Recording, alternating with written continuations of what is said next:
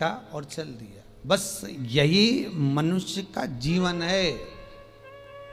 घर परिवार की दुकान को हमने खूब सुंदर जमा के रखा है, बहू है, बेटा है, नाती है, पंती है, पोता है, बहुत जोरदार दुकान जमी हुई है।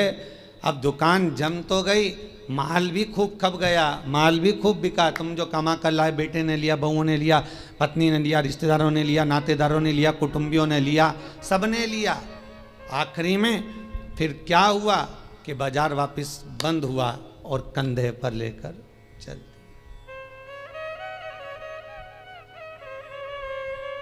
फिर निवेदन करूंगा, तुम दुकान पर बैठकर व्यापार में, व्यवसाय में, नौकरी में, तुम दुकान में जितना बैठकर कमा रहे हो उसका भोग तुम्हारी पत्नी, तुम्हारे बच्चे, बहुएं, पोता पोती, रिश्तेदार, कुटुंबी सब भोगेंगे।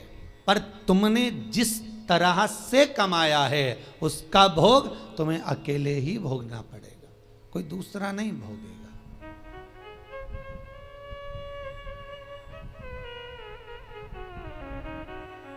जीवन में कुछ कर्म ऐसा करते हुए चलो। पत्नी कहे जब तुम 2 अगरबत्ती लगाओ, पत्नी कहे जब तुम मंदिर जाओ, उससे अच्छा पहला फर्ज तुम्हारा होना चाहिए, क्योंकि कमाई तुम कर रहे हो। दुकान पर बैठकर झूठ, छल, बेईमानी, प्रपंच, कपट सब काम तुम कर रहे हो। पत्नी ने एक बार भी नहीं बोला कि तुम छल करना, कि बेईमानी करना, कि कपट करना। उसने तो केवल शादी के समय पर 7 भांवर ली थी, तब पंडित जी ने किलवा दिया था। पत्नी के 7 वचन में से एक वचन था कि मैं तुम्हारे साथ ब्याह कर जा रही हूं तो मेरा भरण पोषण तुम्हें करना है। पर इतनी सी बात थी। उसके बाद पत्नी ने एक बार भी नहीं कहा कि तुम ढेर सारा कमा कर लेकर आओ। बच्चे कभी नहीं कहते कि पिताजी आप हमारे लिए झूठ बोलो, कपट करो, छल करो, बेईमानी करो। बच्चे कभी नहीं कहेंगे, ना पत्नी कहेगी। जब ऊपर जाओगे, यम की कैद चढ़ोगे, तो यमराज तुम्हें जब नरक में पटकेगा तब कहोगे मैंने झूठ पत्नी के लिए बोला था, मैंने बच्चों को पढ़ाने के लिए, आगे बढ़ाने के लिए झूठ बोला था, मेरे अकेले को नरक क्यों पटक रहे हो? पत्नी और बच्चों को भी तो पटको। तो यमराज भी कहेगा झूठ तूने बोला, कपट तूने करा, बेईमानी तूने करी, प्रपंच तूने करा, तो भोग भी तो भोग, दूसरा काहे को भोगेगा? इसलिए माता तुम्हें चिंता करने की जरूरत नहीं, तुम तो जोरदार जूड़ा मूड़ा बांध के अच्छे से रहो। पर मुख से तुम्हारा नाम है धर्म पत्नी।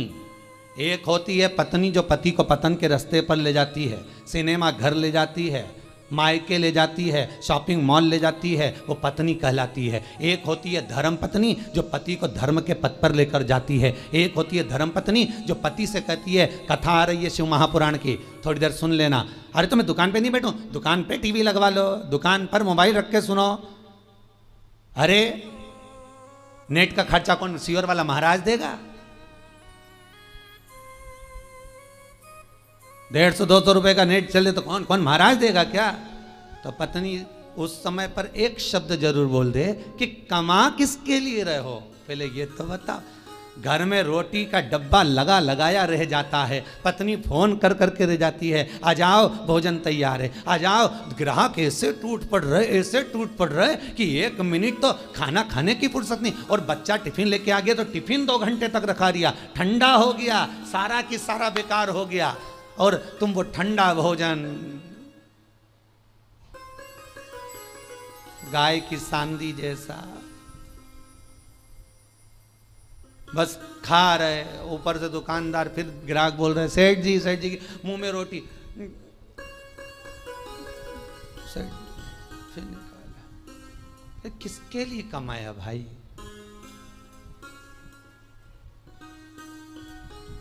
ना राम नाम लीनो तूने भरी जवानी में, तो डूब के मर जा रे चुल्लू भर पानी में। पर समझने वाली बात तो यह है कि इतना बड़ा मनुष्य चुल्लू भर पानी में डूबे कैसे? इतना बड़ा मानव चुल्लू भर पानी में डूब के मरेगा तो मरेगा कैसे? ये सोचने वाली बात है। तो उसमें भी शास्त्र में वर्णन किया, जो मनुष्य भगवान का भजन नहीं करता, जो मनुष्य भगवत स्मरण नहीं करता, जो मनुष्य भगवत कीर्तन नहीं करता, जो मनुष्य कभी स्मरण नहीं करता, वो कीड़े की तरह जन्म लेता है और कीड़ा चुल्लू भर पानी में डूबकर मर सकता। धर्म पत्नी का फर्ज है पति अगर कमा कर तुम्हें ला कर देता है तो तुम्हें चाहिए कि पति से कहो चलो दान करिए, चलो पुण्य करिए, चलो कथा सुनिए, संकीर्तन करिए। ये धर्म पत्नी का फर्ज है।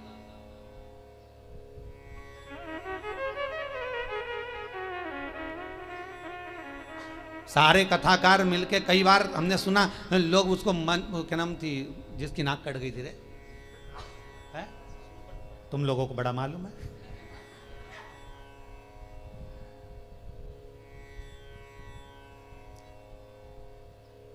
मतलब इतनी फेमस है वो, है? तुम्हें भी मालूम था? कड़ेल जी मालूम था? हाँ, बड़ी फेमस है वो भाई। होना भी चाहिए उसको फेमस, क्यों नहीं होना चाहिए? उसके बराबर दुनिया में कोई भक्त नहीं होगा भगवान का उसके जैसा। आप में से कितने लोग हैं जो भगवान के सामने जाकर कह दे मैं तुमसे शादी करूंगी? जितने लोग YouTube पर कथा सुन रहे, टीवी पर सुन रहे, ईमानदारी से बोल देना किसी ने जाकर भगवान के मंदिर में जाकर कहा हो हे भगवान मैं तुम्हारे साथ शादी करूंगी। तुम तो इंसान हो, वो राक्षसी थी सूर्पणखा जो भगवान के सामने सीधा प्रस्ताव लेकर पहुंच गई कि तुम सम पुरुष न मो सम नारी, इसलिए मैं तुमसे विवाह करना चाहती हूँ। भगवान इतने खुश हो गए कि जिंदगी में कहीं की तो मिली जिसने कहा कि तुम्हारे जैसा पुरुष नहीं होगा, मेरे जैसी नारी नहीं होगी। दुनिया समझे तब तो। यहाँ तो जो जाए भगवान के पास में, जरा भगवान दुकान नहीं चल रही, भगवान छोरा दे दो, भगवान बहू दे दो, भगवान ये दे दो। भगवान भी इतना बोर हो जाता कि भगवान ने भगत से कहा एक आध दिन तू आके बैठ जा यहाँ, एक बार आके बैठ जा। होता है एक भगत भगवान के पास पहुंच गया, भगवान सबसे ज्यादा अच्छी जिंदगी तो तुम्हारी है। भगवान ने कहा हमारी कहीं की जिंदगी अच्छी, और क्या, बढ़िया चांदी की थाली में पकवान आ रहे, लोग पंखा झेल रहे, एसी का रूम तुम्हारा, सारे मंदिरों देखे क्या ठाट के बने हुए हैं, मार्बल का फर्श, मखमल के गादी तकिया, क्या जोरदार जोरदार सारा ठाट, ऊपर चांदी का छतर लगा, हीरे के जेवरात पहने। भगवान सबसे ज्यादा सुखी तो तुम हो। भगवान ने कहा अगर ऐसा सुख है तो एक काम कर, 24 घंटे के लिए तू हमारी जगह खड़े हो जा, चल आजा। तो क्या उसमें क्या होगा? 24 घंटे का कोई सुख होता? भगवान कहने लगे तू खड़ा तो मैं तेरी जगह चले जाता, तू मेरी जगह चले जा। अब भक्त तो बहुत नाराज तो था ही, उसने कहा ठीक है उतरो नीचे, उतरो। तो भगवान विष्णु और लक्ष्मी का मंदिर था, नारायण और लक्ष्मी का। तो भगवान बोले मैं अकेला जाऊं तो पत्नी को भी लाना पड़ेगा ना, तो पति ने अपनी पत्नी को भी बुलवा लिया, तू भी आ जा, आज अपन भगवान की जगह खड़े होंगे। भगवान को बाहर बैठ जाओ मंदिर के बाहर, हम दोनों खड़े। भगवान बोले जैसे हम खड़े वैसे की वैसे खड़े रहना हो, हिलना डुलना नहीं, नहीं तो लोगों को मालूम पड़ गया ना, सोच लेना। हाथ पांव कुछ नहीं हिलना चाहिए, कुछ नहीं हिलेगा, तुम्हारे जैसे ही खड़े रहेंगे बिल्कुल। तो हो जाओ खड़े। भगवान हट गए, उन दोनों को खड़ा कर दिया, धनी लुगाई को, दोनों को, पति पत्नी को। राम जी भगवान नारायण तो आराम से ऐसा हाथ करके खड़े, लक्ष्मी जी वैसा हाथ करके। तो लक्ष्मी जी ऊपर चढ़ी और लक्ष्मी जी ने उसकी पत्नी का हाथ ऐसा करा, ऐसा करिए, मुस्कुराओ, क्योंकि भगवान की मूर्ति मुस्कुराती हुई होती है ना। अरे करे कि नहीं करे दर्शन, करते ना, मुस्कुराओ। और तुम भी ऐसे खड़े रहो, मुस्कुराते।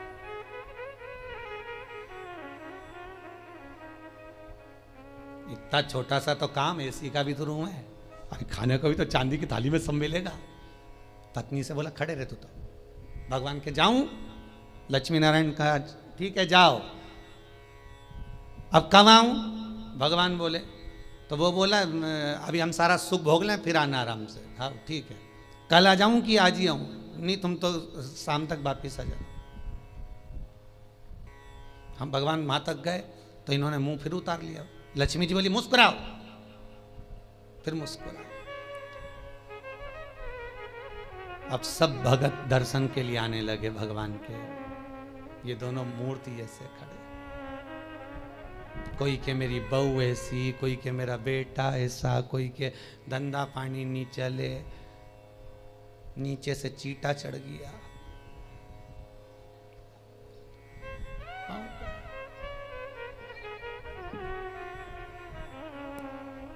अब नीचे से चींटा चढ़ा तो पत्नी सीधे खड़े रहो, सीधे खड़े रहो, मुस्कुरा। वहां से मुस्कुराए कि चींटा भगाए।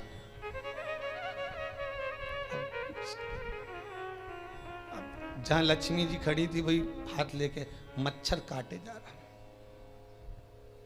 पति बोले अभी तो मेरे से कह रही थी, अब मुस्कुरा, मच्छर खा रहा है, मुस्कुरा। तब एक आया भगत, 11 दिए जला गया उनके बिल्कुल पांव के पास।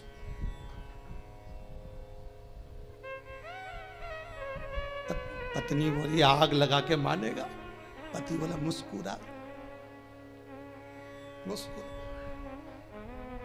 अरे धोती जल जाएगी, मुस्कुरा, मुस्कुरा। ऐसे खड़े रहो, हिलना नहीं है, बिल्कुल मुस्कुराइए। तब एक आई बेचारी नैनों से नीर बहाती हुई, भगवान बहुत दुखी हो गई। इतने में जो पास में खड़ी थी पत्नी, हमारे से पूछ ले हम कितने दुखी हैं। पति बोला तू चुप रह, मुस्कुरा, बस मुस्कुरा। चांदी की थाली में भोजन लग के आया। पति पत्नी के मन में धीरज बंधी। 8 घंटे से खड़े थे। घर पे होते तो चाय भी पी लेते, यहाँ तो कुछ भी नहीं आया। अब खाना आया है, जल्दी से खा लेना। पंडित जी थाली लाए, रखी, तुलसी डाली, हाथ में पानी लेके फेरा, घंटी बजाई, थाली ढाकी, वापिस ले गए। वापिस। पत्नी बोली और आएगा क्या? पति बोला चुप रहे, आज का गया अब तो कल ही आएगा। खड़े रहे, खड़े रहे।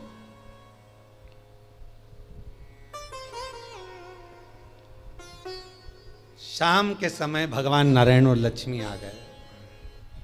क्यों भैया, सुख में तो हो क्या? आग लगे बस सुख का नाथ, तुम तो तुम्हारी जगह खड़े हो जाओ, हम तो हमारे अच्छे, तुम वहीं आ जाओ वापिस। जल भगवान बोले हम तो नहीं आ रहा, तुम ही खड़े रहो, कि हमारे बाप की सौगंध है, हम दूसरी बार भगवान नहीं बनेंगे, तुम तो खड़े हो जाओ। बड़ी मुश्किल से भगवान नारायण लक्ष्मी फिर खड़े हुए। हमें लगता है सामने वाला व्यक्ति बहुत सुखी है, पर उसकी जगह पर जब हम बैठते हैं तब मालूम पड़ता है कि दुख जीवन में कितना पड़ा है, जीवन में दुख कितना है वो समझना। पकड़ कर हाथ जो तेरा, कहे तू लाडला छोरा, अभी सब साथ हैं तेरे, आगे होने को धोखा है। हरि भज लो, हरि भज लो, हरि भजने का मौका है। हमें अपने कुटुंबी, रिश्तेदार, नातेदार जितने भी हमें अपने लगते हैं, ये कोई अपना नहीं, केवल एक लुटेरा है। कितना सुंदर लिखा है।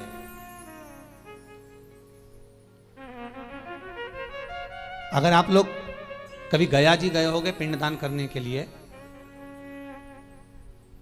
तो गया जी में, गया जी के रेलवे स्टेशन पर एक बड़ा बोर्ड लगा हुआ है कि दुनिया के सबसे बड़े लुटेरे, चोटे घर के लोग ही होते हैं। एक आपकी श्वासें चुरा रहा है, एक आपका समय चुरा रहा है, एक आपका धन चुरा रहा है, एक आपकी संपदा चुरा रहा है। उस रेलवे स्टेशन पर लिखा है कि सबसे बड़े लुटेरे चोटे अपने ही होते हैं, और नीचे लिखा है सावधान रहिए। किससे? किससे सावधान रहे? अर्थात जो लूटने में लगे हुए हैं। कोई कहता पापा जी पापा जी पापा जी कहकर उनका सारा समय खा रहे हैं, मम्मी जी कर कर उसका सारा समय ले लिया, सब कुछ तो समाप्त हो गया। वो चरित्र कितना सुंदर है साहब, कि एक व्यक्ति के घर में शादी थी, बहुत गरीब बड़ा व्यक्ति है,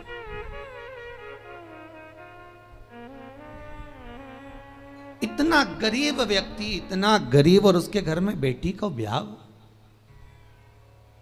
धन कुछ नहीं। लड़के वालों से कह दिया सा मैं बहुत गरीब बड़ा हूं, मेरे यहां कुछ भी नहीं है। तो क्या बारात आएगी तो उसको कुछ तो दे सकते हो, हमें रकम मत दो, दहेज मत दो, पर कोई आएगा तो उसको कुछ तो दोगे ना खाने को। तो क्या साहब मेरे पास में केवल थोड़ी सी शक्कर ले आऊँगा, नुक्ति बनवा दूंगा, खोपरा पाक बनवा दूंगा, खिला दूंगा। बहुत गरीब हूँ बेचारा गया मांग धोंग के, लोगों के हाथ जोड़कर, पांव पड़कर, निवेदन कर कर सेठ जी के यहाँ से एक शक्कर की बोरी उठा कर लाया। घर में लाकर पत्नी से कहा, ये शक्कर की बोरी रखी है, बेटी की शादी के लिए रखी है, हाथ ना लगाना। कोने में रख दिया है। हलवाई से बात कर कर आया हूँ। हलवाई कह रहा था मैं आ जाऊँगा, बना दूंगा। अपने पास घी नहीं है, पर हलवाई बहुत अच्छा था, वो कह रहा था मैं ले आऊँगा, तुम बहुत गरीब पड़े हो। शक्कर की बोरी रखी है, ध्यान रखना। शादी की तैयारी में लग गए सब। 2 दिन बाद बारात आना है।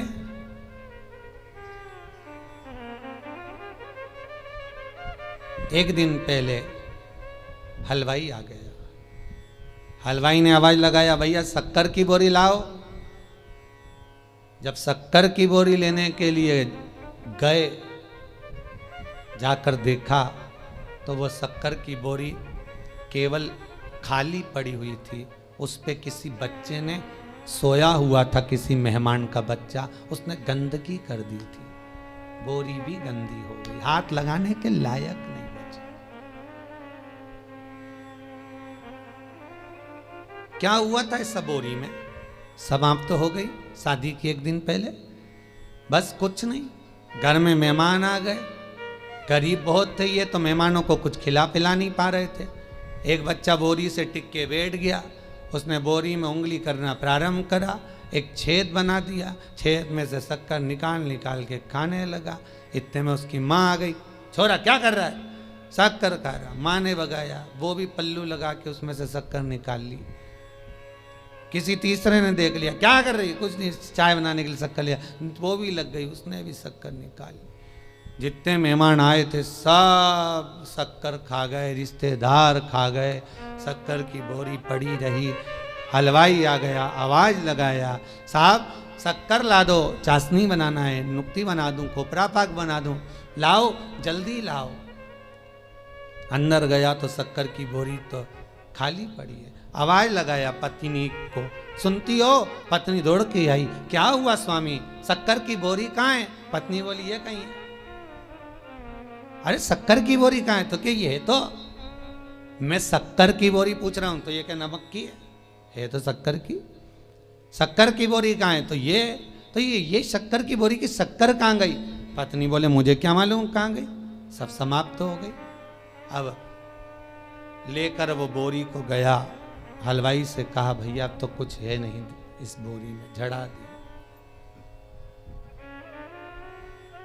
बहुत गंदी हो गई थी, बाहर आखिरी में उसमें गंदी इतनी हो गई थी कि आग लगाना पड़ी। तो आग लगाते भी झड़ा के देख रहे हैं कि थोड़ी बहुत शक्कर निकल जाए तो चाशनी बन जाए और नुक्ती बन जाए, और कुछ नहीं बन पाया। तब धड़ धड़ाता हुआ बारात आ गई, और बारात दरवाजे पर आई तो रो रहा था। क्यों? क्योंकि खिलाने के लिए, देने के लिए कुछ भी नहीं बचा था। खूब रोया, तड़पा। ये शक्कर की बोरी और किसी व्यक्ति की कथा नहीं, ये अपनी है। ये शक्कर की बोरी है, ये शरीर। जैसे बोरी पेक लेकर आए थे उसी समय, जन्म के समय पर ये बोरी पूरी बंद की बंद आई थी। आंख नहीं खुली थी, कर्ण नहीं खुले थे, मुख नहीं खुला था। संपूर्ण बोरी बंद की बंद आई थी, ये संपूर्ण बोरी। फिर हॉस्पिटल में किसी ने इसमें छेकड़ा कर दिया, डॉक्टर सिस्टर ने धप मारी, छेकड़ा हो गया।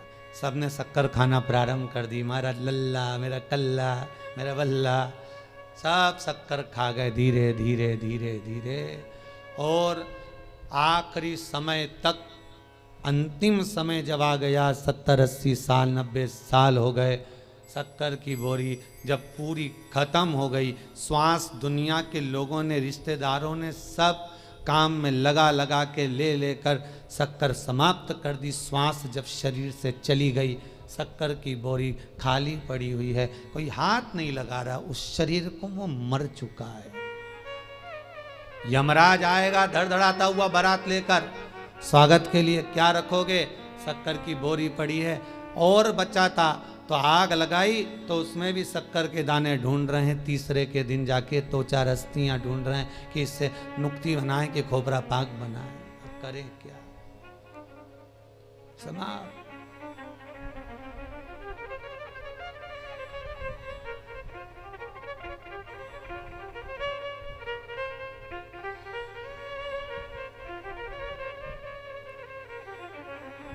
दुनिया के लोगों की एकता अगर देखना है, परिवार के लोगों की एकता अगर देखना है, मोहल्ले और संसार के लोगों की एकता अगर देखना है तो 2 जगह पर देखी जा सकती है। एक, जो व्यक्ति आगे बढ़ रहा है उसको गिराने में, और दूसरा मुर्दे को उठाने में। ये दुनिया के लोगों की एकता, ये 2 जगह पर देख सकते हो।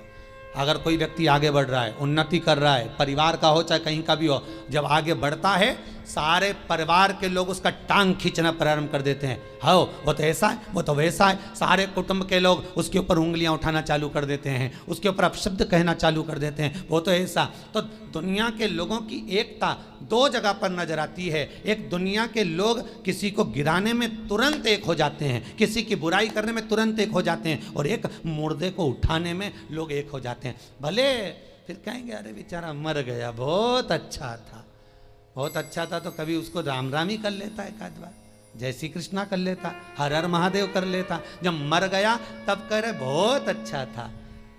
और सबसे अच्छा जब लगेगा जब वो शोक पत्र तुम्हारे पास आएगा और उसमें लिखा रहेगा इतनी बजे से इतनी बजे तक पगड़ी है, इतनी बजे से इतनी बजे तक रसोई है। और जब तुम जाके ना गुलाब जामुन ने खोपरा पाक ने बूंदी जब खाओगे, नुक्ति का रायता में बूंदी डाल डाल के डुबक डुबक के सेव डाल के जब पूड़ी के साथ खाओगे, और जितनी तुमने बुराई करी है उसके घर की नुक्ति और सेव कहीं ऐसी पच जाएगी।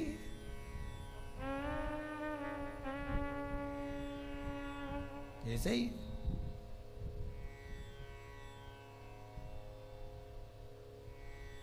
सहज नहीं है महाराज।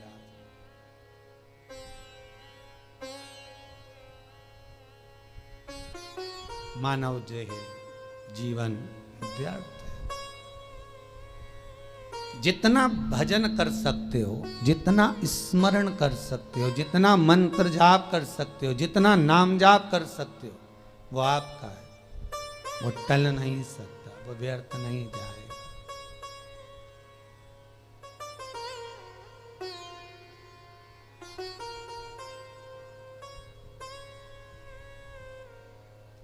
तुम्हारा किया गया भजन, तुम्हारा किया गया कीर्तन और तुम्हारा विश्वास शंकर के प्रति खाली नहीं जा सकता, खाली नहीं जाएगा।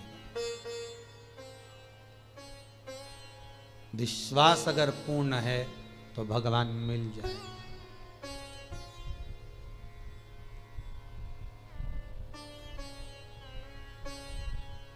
विश्वास की अगर पूर्णता है तो भगवान कहीं दूर नहीं है, भगवान हमारे करीब में, भगवान हमारे नजदीक में।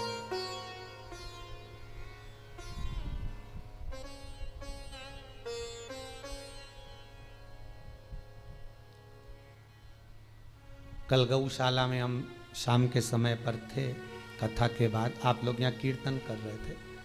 शाम को एक भोपाल से परिवार आया था, वो थोड़ी देर यहाँ बैठे फिर गौशाला पर आए।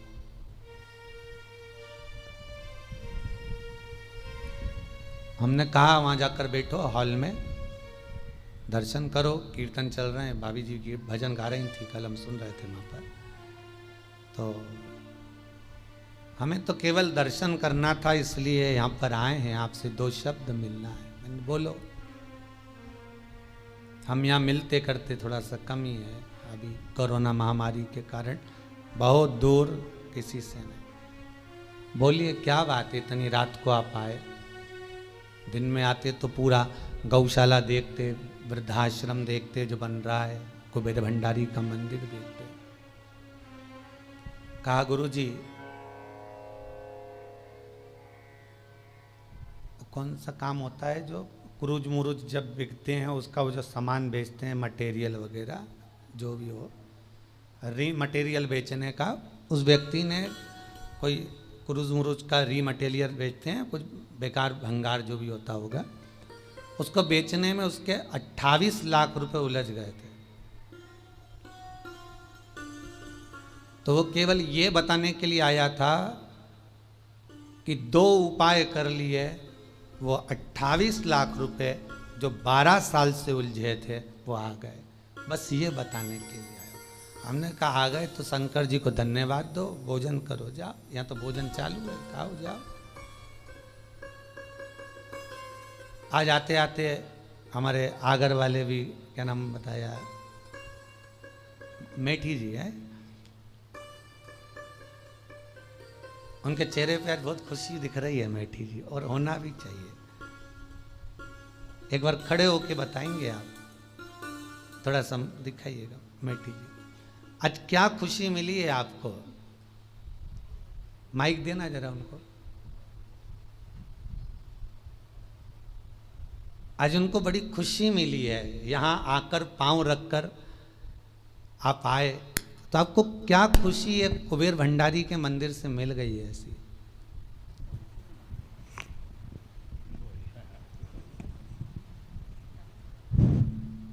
हम आगर से जब चले थे तो इस भावना के साथ चले थे कि गुरुजी से कोई साधन पूछेंगे, ये मेरा बिछोट बच्चा है जी, और ये इसका पुत्र है, ये बहू है, ये बड़ा बच्चा है जी। मेरा बिछोट बच्चा जो है, वैसे ये मेडिकल स्टोर पे बैठता है, ये भी मेडिकल स्टोर है, पर बिछोट ने वो इंजीनियर हो गया, बोले मैं तो नौकरी करूँगा। ठीक है भाई, नौकरी कर, 2-4 जगह कने कहाँ करें। हम आपसे ये निवेदन करने आए थे कि या तो आप इसको कोई परमानेंट नौकरी की कोई साधन बता दो, और नहीं तो इसे घर वापस बुलवा दो। हमने आके यहाँ पे बैठे, पानी वानी पिया, भोजन किया, फिर गौशाला में दर्शन करने गए। बस गौशाला से दर्शन करके हम जैसे ही यहाँ आए और उसका मैसेज आ गया कि बाबूजी मुझे मेट्रो में अपॉइंटमेंट मिल गया है परमानेंट, आगरा से मेट्रो चलेगी, उसमें मैं सरकारी नौकरी उसे प्राप्त हाँ, हो गई। हाँ, बहुत बहुत धन्यवाद। बैठिए मेठी जी, ये आपकी कृपा है। नहीं बाबा की कृपा है बेटी, बहुत बहुत साधुवाद।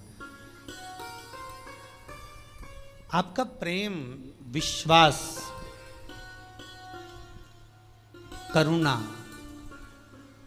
केवल भगवान पर अगर है तो मेरा विश्वनाथ कमी कुछ नहीं रख सकता। वो विश्वास आपके भीतर शंकर की कृपा से आना चाहिए। कोई जरूरी नहीं कि हम मिले ना मिले, परंतु आपका विश्वास यदि शिव के प्रति है, शंकर के प्रति है, तो बाबा उस विश्वास को पूर्ण करता। तो विश्वास पूर्ण करता। अब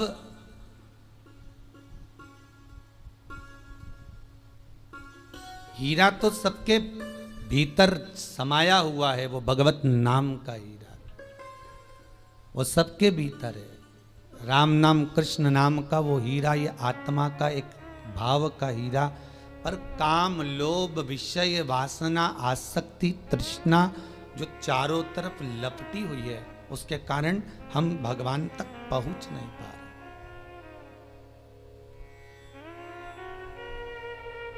ठंड के दिनों में रेलवे स्टेशन पर जाकर खड़े होंगे तो मालूम पड़ेगा ये एक्सप्रेस इतने घंटे लेट चल रही है। पूछा जाए क्यों, तो कहा धुंध बहुत है, कोहरा छाया हुआ है, इसलिए ये धुंध के कारण, कोहरे के कारण बहुत लेट चल रही है।